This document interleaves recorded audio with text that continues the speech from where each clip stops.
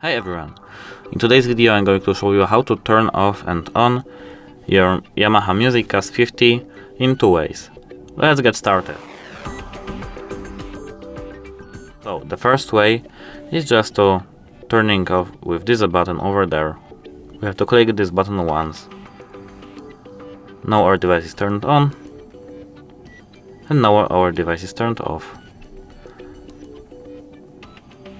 To turn off our device in the second way, we have to go to our app and click this button over there.